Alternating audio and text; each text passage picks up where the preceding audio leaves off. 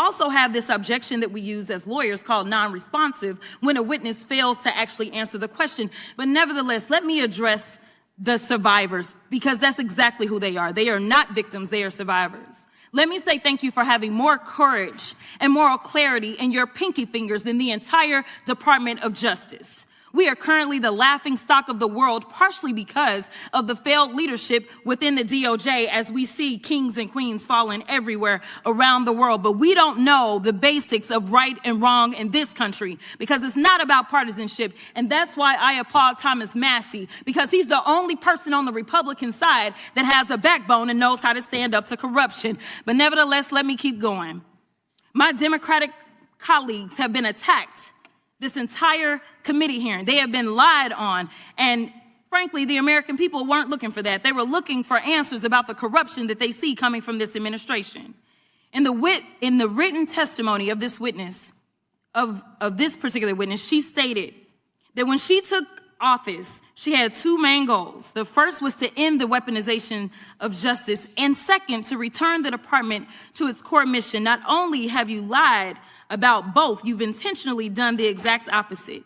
You're spending more taxpayer resources arresting journalists than you are prosecuting and creeps. In fact, your boss, the President of the United States, stated that this administration, quote, took the freedom of speech away. And at your direction, DOJ has arrested Don Lemon and Georgia Fort. And I might add that y'all actually had a judge that rejected y'all for trying to arrest Don Lemon before, just like the grand jury rejected y'all as it relates to Senator Kelly, just like a grand jury rejected y'all as it relates to Senator Slotkin, just like the case against Tish James was dismissed and the case against Mr. Comey was dismissed. I completely don't get how it is that you're sitting at the top of DOJ, because you don't seem to be good at your job.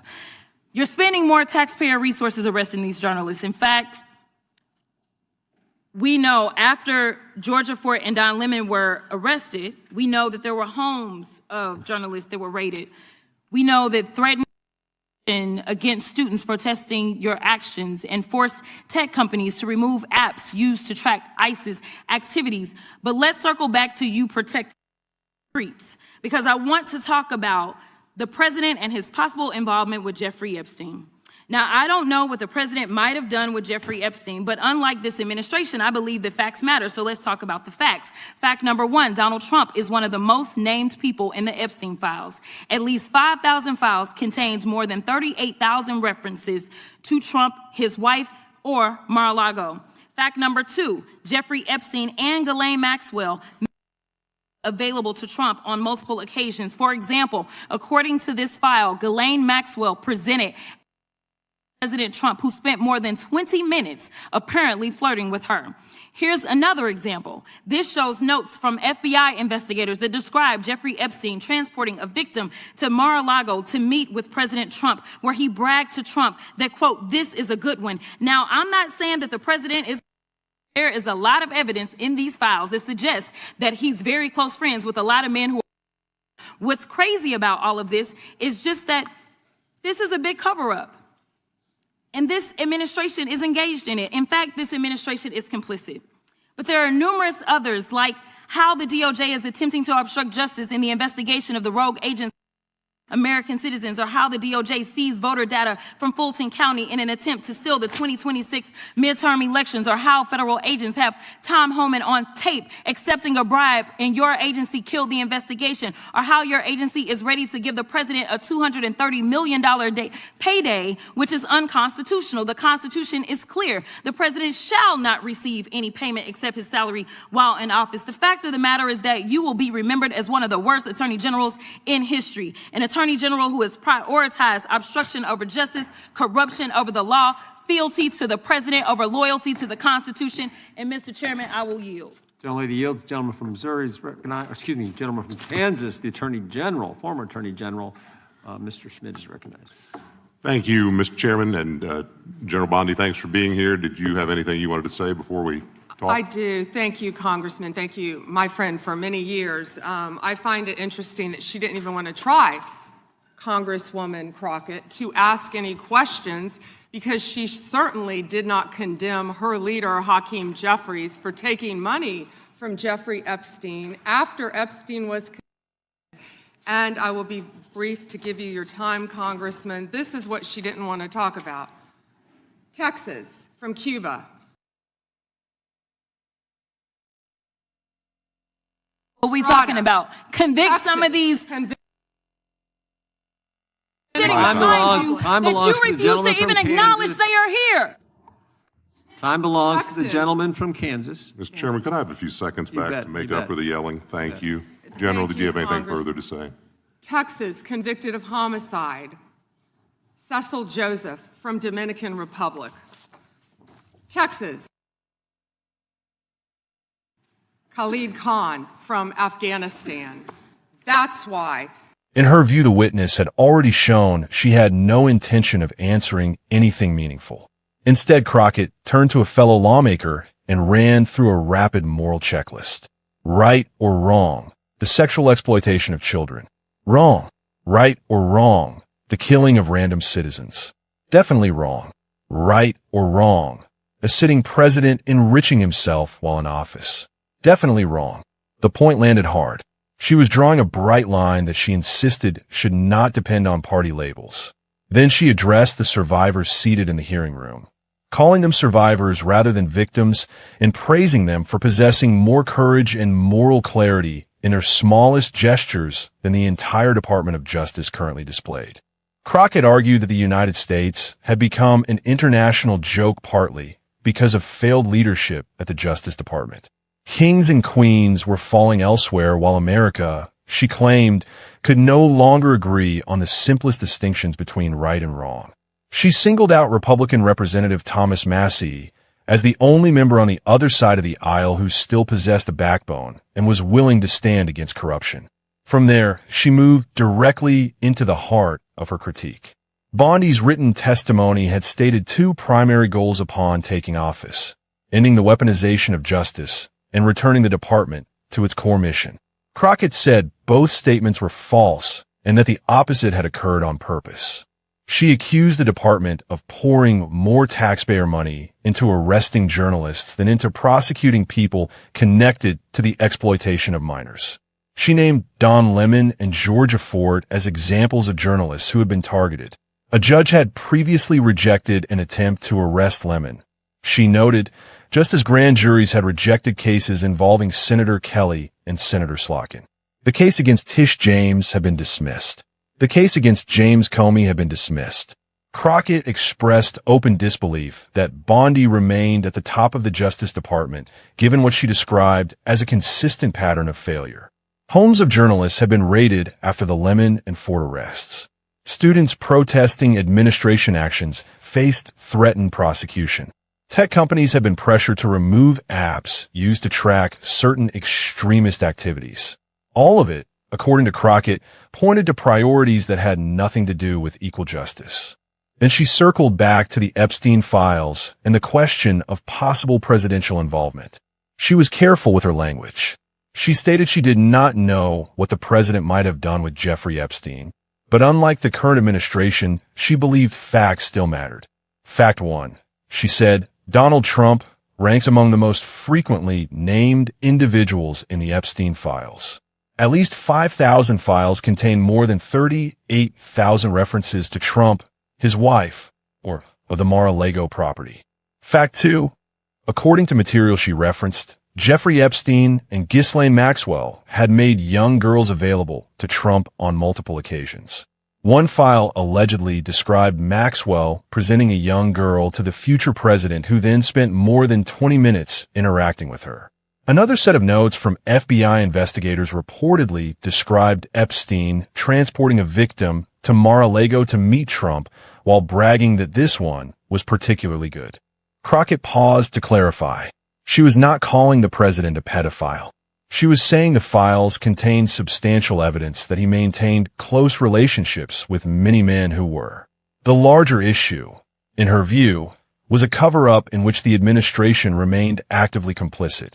She listed additional concerns: the Justice Department's alleged obstruction of investigations into agents who had killed American citizens, the seizure of voter data from Fulton County that she framed as an attempt to influence the 2026 midterms, federal agents recorded accepting a bribe while the agency killed the related investigation, and a reported readiness to hand the president a $230 million payment she called unconstitutional. The Constitution, she reminded the room, is clear that a president shall receive no payment beyond salary while in office. She closed her remarks with a blunt historical judgment. Pam Bondi would be remembered as one of the worst attorneys general in American history, an official who prioritized obstruction over justice, corruption over the law, and personal loyalty to the president over loyalty to the Constitution. With that, she yielded the floor.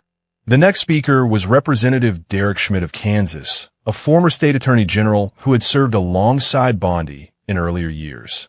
He offered her time to respond before beginning his own questions. Bondi accepted.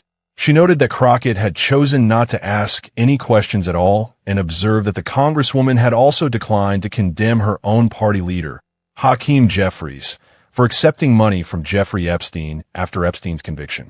Bondi kept her reply short, so Schmidt could reclaim the remainder of his time. Then she held up photographs. One showed a man from Cuba convicted in Texas of homicide, arson, and weapons offenses. Another depicted an individual from the Dominican Republic convicted in Texas of kidnapping and rape. A third named a man from Afghanistan. Bondi's message was direct. These were the kinds of cases Democrats preferred not to discuss, while focusing instead on Epstein.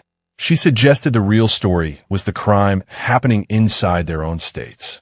Schmidt thanked her and remarked that the day's proceedings had become a spectacle. He said he had run for Congress because he believed the country faced serious problems that required joint effort. The performance he had just witnessed, he added, did not increase his confidence that lawmakers were equal to the task.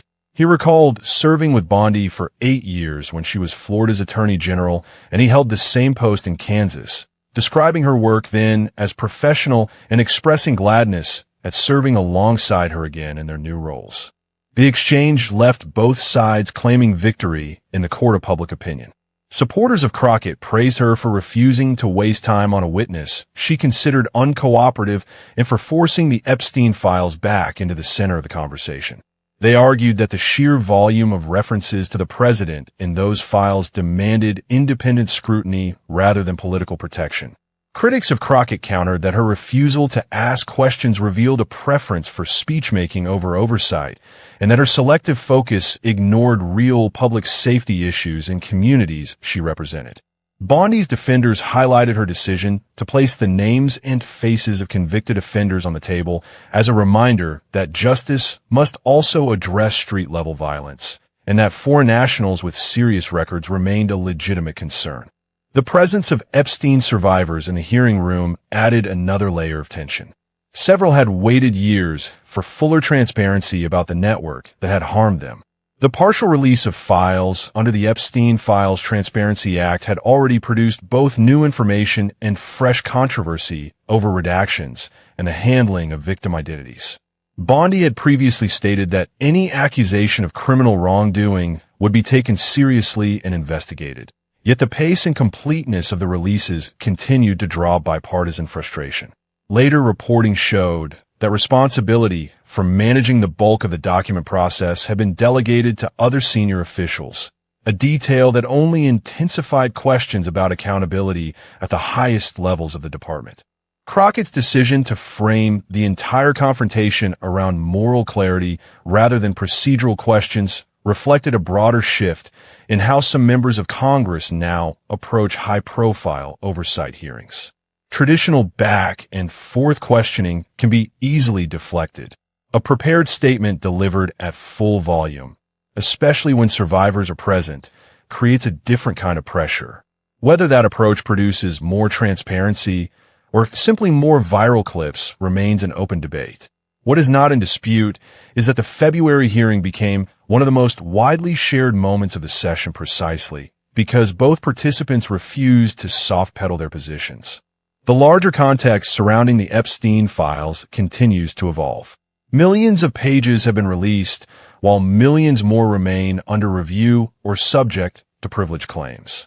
Public trust in the process has suffered from earlier misstatements about the existence of a client list and from the political whiplash that followed each new batch of documents. Trump has maintained that he ended his friendship with Epstein years earlier and removed him from Mar-a-Lago. Critics insist the volume of references in the files requires more than statements of distance. Between those two positions sits a Justice Department tasked with applying the same standards to every name that appears, regardless of power or party. Crockett's charge that the department under Bondi had inverted its stated mission found its sharpest expression in the comparison between resources spent on journalists and resources spent on cases involving the exploitation of minors. That comparison is difficult to quantify in real time. Yet the public perception of selective enforcement has become a recurring theme in debates over the department's direction. Bondi's counter that Democrats prefer to discuss elite scandals rather than local crime statistics is equally difficult to dismiss for voters who live with the daily consequences of those statistics. Both arguments can be true at once, which is part of why the exchange felt so charged. Each side was speaking past the other to an audience that already knew which version it preferred. The constitutional point Crockett raised about payments to a sitting president beyond salary is not new. Yet it gained fresh urgency in the context of the reported $230 million figure. Whether such a payment ever materializes or survives legal challenge is a separate question. The mere discussion of it during an oversight hearing illustrated how far the conversation had drifted from routine departmental management into fundamental questions of institutional integrity. Schmidt's closing observation about the day's spectacle captured a quiet exhaustion that many longtime observers of Congress have begun to voice. Hearings that once aimed at fact-finding increasingly function as arenas for competing narratives. When a member declines to ask questions and a cabinet official responds by displaying photographs of convicted offenders from the questioner's home state, the traditional tools of oversight have clearly been subordinated to message discipline. The survivors who sat through the session were left with the same unanswered questions they brought into the room. The files remain incomplete. The investigations remain contested. The political incentives remain aligned against full transparency. What the hearing ultimately demonstrated is that the Epstein matter has become a permanent fault line in American politics. Every new release of documents, every delayed deadline, every sharp exchange between a lawmaker and a justice official reopens the same wounds. Crockett chose to treat the moment as an opportunity to force the issue into the open without the buffer of polite questioning. Bondi chose to answer by reframing the entire discussion